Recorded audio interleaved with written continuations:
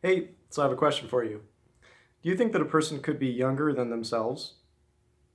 I'm guessing that you don't because that'd be self-contradictory.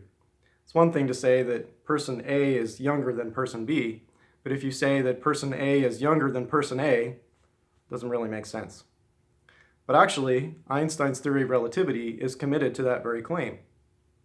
Let's say that we have a spaceship that is moving at half the speed of light. Well, according to Einstein, as a reference frame gets closer to the speed of light, time will slow down for it. Now, he doesn't believe that any ordinary object could reach or exceed the speed of light, but as it gets closer and closer to the speed of light, time will slow down for it more and more. Okay, and this is sometimes referred to as time dilation. Einstein also believes that there is no absolute state of rest, and there's no preferred reference frame.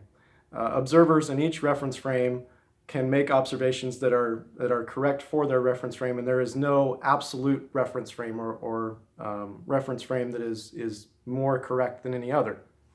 Okay, so one is always entitled to consider oneself to be at rest.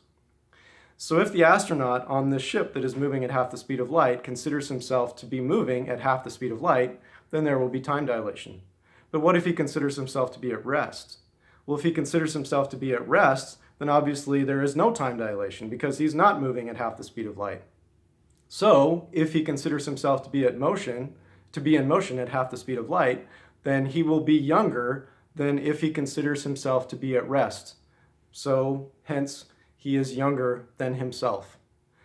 Now, in the theory of relativity, it's fairly common for observers in different reference frames to disagree with one another regarding how much time has passed.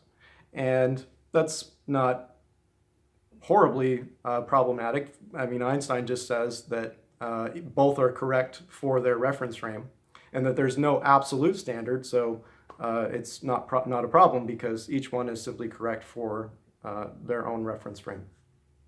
But in this case, it's more of a problem because it's the same reference frame for the same observer.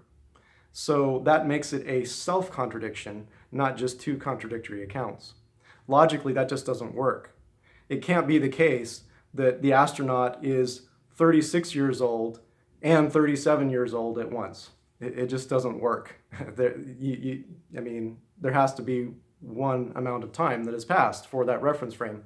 And in this case, we have two contradictory accounts, which makes it so that because it occurs in the same reference frame, a self-contradiction. Okay, so what needs to happen? Well, it has to be the case that one or both of these claims is false. Either you have to give up the claim of time dilation, or you have to give up the claim that one is always entitled to consider oneself to be at rest. Both of those are pretty critical key ideas in the theory of relativity, so that's going to obviously make a huge difference and change the theory dramatically. But they can't both be true at once because it leads to self-contradictory outcomes like this. Now, I have a little bit more to say about this, but it involves formal logic where basically, I mean, I've already explained the gist of it, but basically I just show, using formal logic, how it's a self-contradiction.